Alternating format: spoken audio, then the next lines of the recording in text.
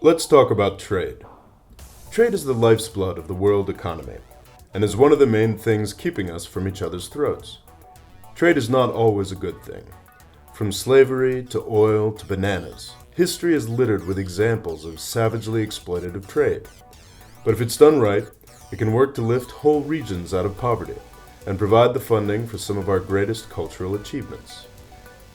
You may have heard of the World Trade Organization. Some people really don't like it. I tend to think that the WTO is a good thing, or at least that it is potentially a good thing. When a country signs on, it agrees that it won't charge more than an X% tax on a certain good when another WTO member tries to import that good into their country.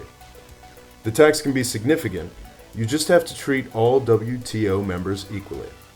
In return, you get to access the other WTO markets on the same terms as other members. Historically, the great prize of membership has always been access to the US and EU markets on the same terms as everybody else. The WTO and its predecessor, the General Agreement on Tariffs and Trade, established a level playing field. The problem is that for much of its history, the players on that playing field were anything but equal. The competition was like one between a professional football team and a peewee team made up of 5-year-olds. Developing economies couldn't really compete with the US and Europe, and the few fields they could compete in, like agriculture, were usually left out of WTO negotiation.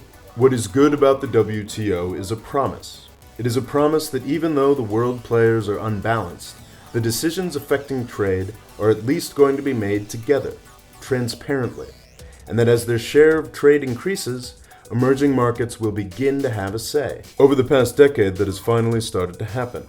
Countries like Brazil have been able to use the WTO to hold the United States accountable for trade subsidies that violate their agreements.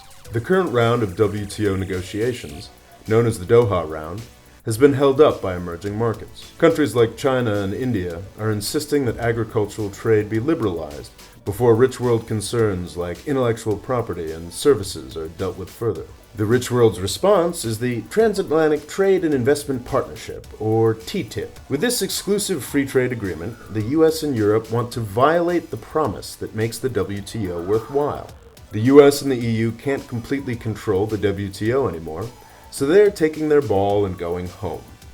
After selling everyone and making the sacrifices necessary to join one club, they are moving on to found their own club.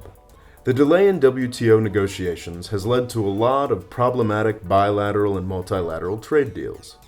The TTIP is the worst. It does not abandon the WTO, but it turns it into a scam.